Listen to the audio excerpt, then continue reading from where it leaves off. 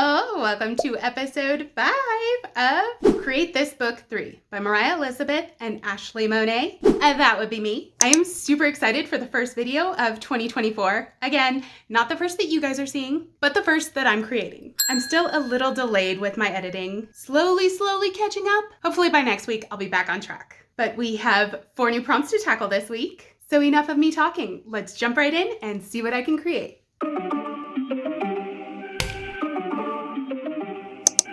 For our first prompt this week, create a sequel. Make a book or movie sequel to one of your favorites. Draw the cover and write a quick synopsis. Okay, so last week I gave you guys a little sneak peek of this, so most of you might know that I've chosen to do Gone Girl for this one. But to understand the sequel I'm creating, you first have to understand the original. So I'm going to give you a rundown of what happened in Gone Girl. Spoilers coming. So one of our main characters, Nick, a regular house husband, he comes home to find that his wife, Amy, is missing. Not only is she missing, but there are signs of a struggle in the home. Perhaps she's been kidnapped. Or worse. Now his wife, Amy, is no ordinary woman. She is Amazing Amy, the star of many children's books written by her parents. She's basically America's sweetheart. Anyways, she just happens to go missing on the 5th wedding anniversary of her and her husband. And where was he on this anniversary? Not with his wife in the morning, no. He's out and about. He's at the beach, spending time alone with his thoughts, which means no alibi for this disappearance. Police and newscasters start noticing Nick's odd behavior around this disappearance. He's not upset. He's smiling at her press conferences. He even ends up finding out along with the public that Amy was pregnant before she went missing. This is news to him, but does he react? No. As if that wasn't suspicious enough, it comes out that he's been having an affair with a younger woman the whole time. What a piece, right? Needless to say, Nick becomes public enemy number 1, although he avidly maintains his innocence and actually claims that the pregnancy is great news, that he wanted a baby with his wife all along. It's all he's ever wanted. Just as police are closing in, ready to arrest this guy, the twist drops. The story switches over, and now it's being told from Amy's perspective. And where is she? Alive and well. Hitting the road, in fact. So apparently the love story of Amy and Nick starts out hot and heavy, 2 people truly in love. But 5 years in, we're highly disappointed in our marriage. The spark is gone, money's tight. Amy was always rich, but now she's having to support Nick because he was unemployed for a long time. But even though she financially supports him, is he grateful? No. He's pressuring her to have a baby that she does not want to have. Going so far as to get a sperm bank involved. He leaves them a sample and then puts the ball in her court, like, okay, Amy, let's make it happen. But lo and behold, Amy finds out about the cheating. This young woman just comes in and takes her place, and finally, she snaps. She decides to get even. Not divorce, not revenge cheating, straight up staging her own murder and framing her cheating husband for it. Can't lie, I like her style. The girl is meticulous. She plans all of the details. She stages this dramatic kidnap scene. She sends Nick to the beach with no alibi on that day. And for years leading up, she gossips to neighbors that her husband's abusive, that he wants to get rid of her, that he doesn't want the baby that they have coming. And here's the worst drop. She wasn't even pregnant. Yeah, that crazy chick actually stole a pregnant woman's urine, submitted it at the doctors, and then boom, the whole world thinks that she's pregnant when she's not. I'm telling you guys, this girl is crazy. Anyways, after some time on the run, she gets into some trouble, finds out that she needs some help. She ends up seeking refuge with an old boyfriend of hers that would never tell the world that Amazing Amy isn't actually missing. But let me tell you, this guy's even crazier than she is. Meanwhile, behind the scenes, Nick has finally put it together that Amy is behind all of this, that she's actually alive and she is trying to set him up to go to prison for her murder. The only person in the world that believes him right now is his twin sister, Margot, because they're like this. And she never liked Amy to begin with. Anyways, Nick goes on TV to plead his innocence to the world. He goes forth saying that, yes, I didn't kill my wife, but I'm a bad husband. He admits to the affair, plays the I'm dumb. If my wife would only come back, I would show her how much she means to me. I'd be a better husband. Now, of course, Amy is watching every bit of this case, waiting anxiously for Nick to get executed. But when she sees him on TV, this resonates with her. He knew exactly what to say to get her to think, hey, you know what? I want to come back. But now she's in a bind because the whole world thinks she's missing. How can she explain her disappearance? Well, Amy's not done with her crazy just yet. She decides to kill 2 birds with 1 stone, another murder and another frame job. She straight up kills the ex-boyfriend and decides to pin it on him, saying that he kidnapped her. Anyway, she makes this dramatic return home, just covered in blood. Hey, look familiar? Needless to say, she is a hero in the media. Amazing Amy has fought her way home. Now she expects everything to just fall right back into place with Nick. But in fact, he's like, girl, I'm gonna expose you. Then she drops another bomb on him. She's pregnant. For real this time. That crazy chick went back to the sperm bank and got pregnant just to keep him around. She knew he would stay. Of course, that's all he ever wanted was a baby with Amy. So despite urging from his sister Margot and anybody with a brainstem that is watching or reading this, we're all like, no, don't stay with her. She's crazy. He decides to stay with Amy and try to live a happily ever after. Now, was this the ending that any of us wanted? No.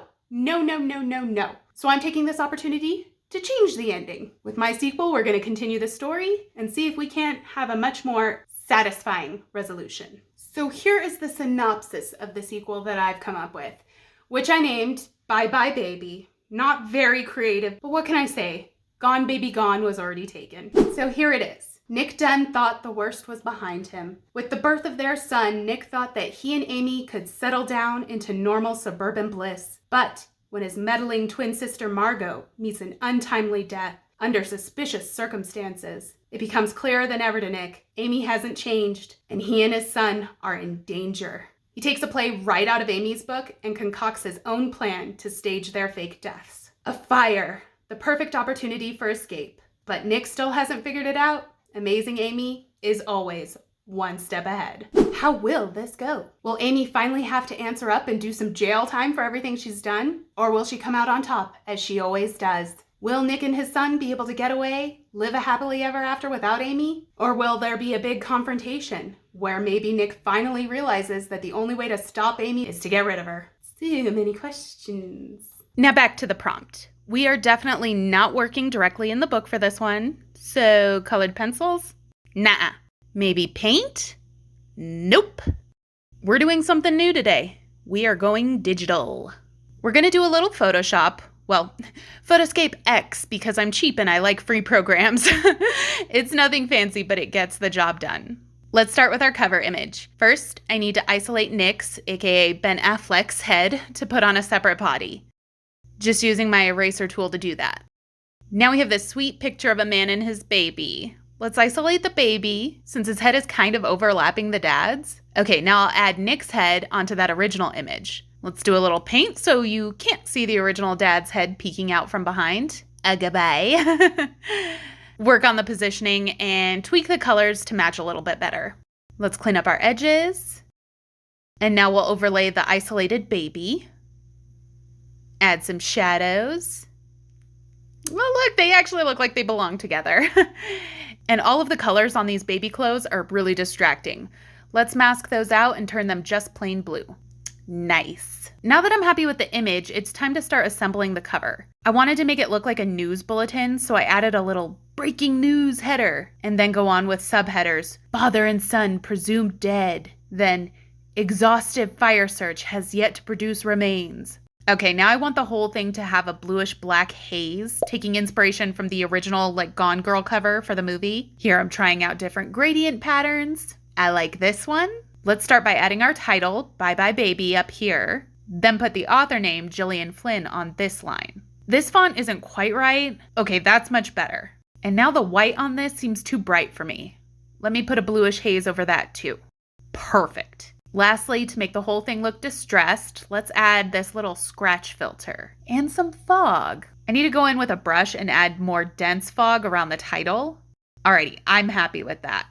Let's move on to the back. Starting with a distressed background, then adding an image of Amazing Amy over the top. Let's bring down the opacity so she's a little translucent and overlay that bluish black haze. Again, trying out different gradient patterns. I'm so indecisive. Okay, that's good. Now to add the synopsis. A lot of tweaking on the font and the line breaks to make it fit just right. I like that. Add that scratch filter and the fog and a little more blue. There, that looks great. So here are the two completed images together. This is the best that they're ever gonna look, so enjoy them now.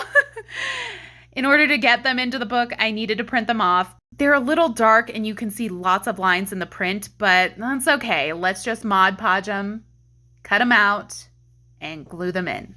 Now with the size of the back cover, I had no choice but to cover up part of the prompt, so I made sure to leave some space under the front cover so I could rewrite it there. Let's do that.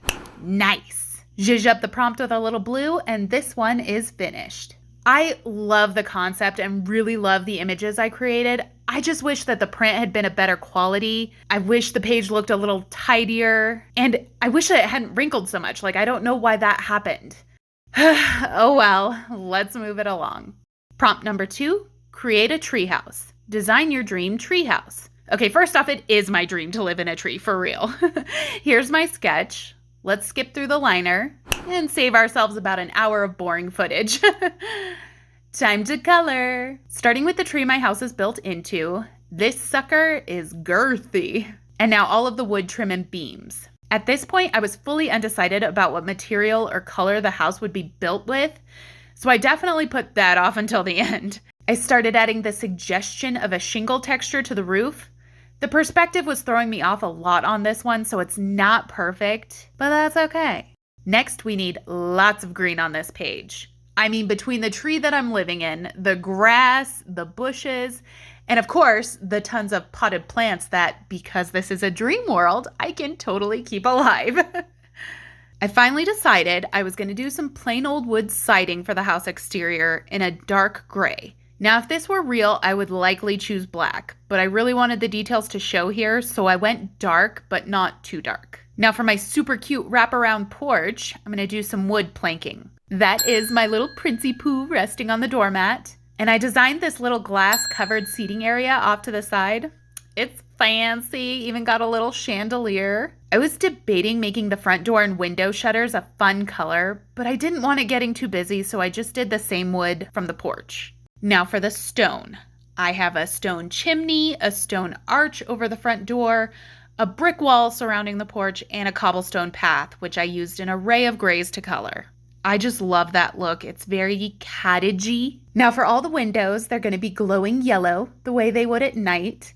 This is supposed to be a night scene, hence the black background, but I'm just realizing as I'm doing this voiceover that I forgot to add stars to the sky.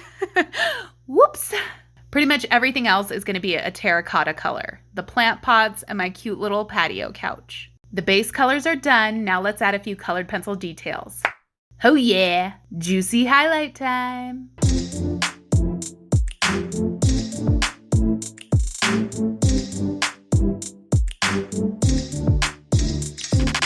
I added highlight to a lot of areas that I didn't want to keep white, but used to make a light version of the colors, like the gray on the roof and the green in the foliage. Now let me sign and date, and Mod Podge.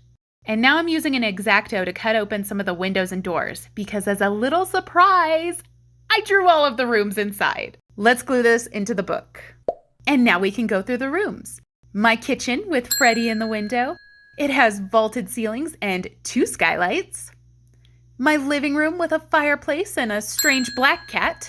The bedroom with Presley on the bed, and up top, my art studio with a strange orange cat. We needed a cat in every room, it seems. And I guess the bathroom is in the back of the tree. We don't need to see that. Lastly, just add a little green to our prompt, and that's it for this one. This is my dream retirement plan. Build a house into a tree and fill it with cats. Who knew heaven is a place on earth? Now for prompt number 3, create a hairstyle. Add unique hairstyles you may want to try out. Okay, this might just be me, but for whatever reason, when the new year comes around, I totally buy into that whole like new year, new me mentality, total propaganda, knowing darn well I'm gonna be the same Ashleigh I was last year and probably the same next year too. But anywho, this yearly desire to change, to improve, it often leads me to very tragic hair dye decisions. And this year may prove to be no different because I tell ya, I have been entertaining the idea of putting a white skunk stripe or like money piece up front. Insert inspo pics of what I'm thinking. I don't know. Maybe you guys can talk me out of it. Shave me from my shelf. But anyways, since this is the only hairstyle that I'm actually entertaining the idea of, I decided for this prompt to go ahead and harp on the black and white look altogether. I'm going to take some of my favorite little goth black and white hair goddesses and make their hair a little more my style. So I love the idea of all these little heads and drawing the hairstyle right on them, but these look a little basic. So on a separate sheet, I drew up my own that looks slightly more, well, like me. But first, let's focus on coloring this background. Using acrylic, I painted a blobby spot behind each head. First pink, then purple, then blue, then teal, and lastly green. I just love these colors together. Okay, so when I think black and white hair, the first woman that comes to mind without a doubt is Cruella de Vil.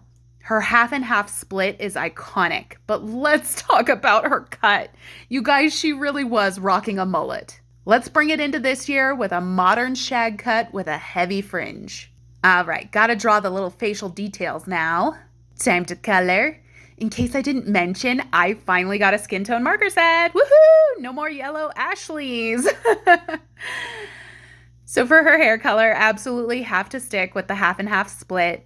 Add a couple of juicy highlights, and my Cruella-inspired look is finished. Next, I chose one of my favorite icons, the star of my original Create This Book cover, the Bride of Frankenstein. I have always been obsessed with her little zigzaggy white sides, but let's be real, no one is rocking that flat top beehive that she's got going on. I thought a modern take would be to do one of those curly faux hawks where the hair is pinned up all the way down the center of the head.